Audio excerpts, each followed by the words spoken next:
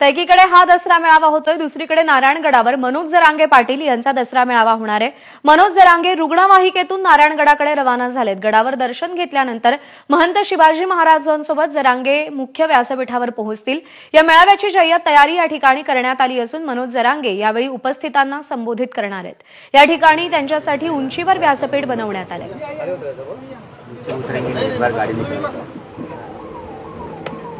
मनोज जरांगे पाटील यांचा दसरा मेळावा बीडमधील नारायणगडावर आता 2 तासातच होणार आहे।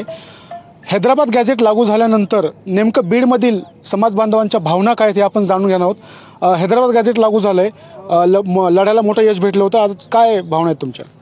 नक्कीच संपूर्ण महाराष्ट्रातील मराठा समाज हा जरांगे पाटलांचं जे त्यांनी योगदान दिलं ते कधीही विसरू शकणार नाही। आणि जरांगे पाटलांना जर मराठ्यांचा उद्धार करता जर म्हणलं तरी अतिशयोक्ती नाही आणि त्याचा लाभ नक्कीच आमच्या मराठा समाजाला संपूर्ण महाराष्ट्रामध्ये भेटणार आहे।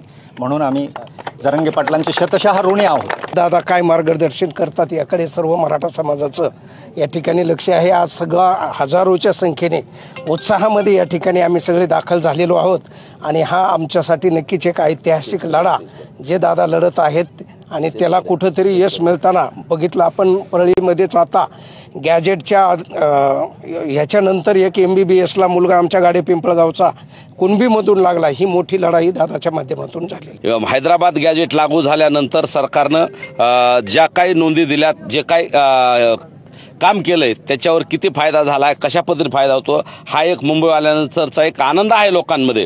परंतु दुसरीकडे एक डोळ्यामध्ये एक दुःख आहे की शेतकरी राजा आमचा अतिशय दुःखी आहे, त्यांचं अडचणीत आहे, त्यांचे अश्रू सुद्धा पुसणं गरजेचं आहे। या 2 पार्श्वभूमीवर हा मेळावा होतोय। जे अतिवृष्टीचं संकट मराठवाड्यावर खास करून बीड जिल्ह्यावर होतं, या बाबतीत देखील पाटील काय बोलतात हे पाहणं महत्त्वाचं असणार आहे।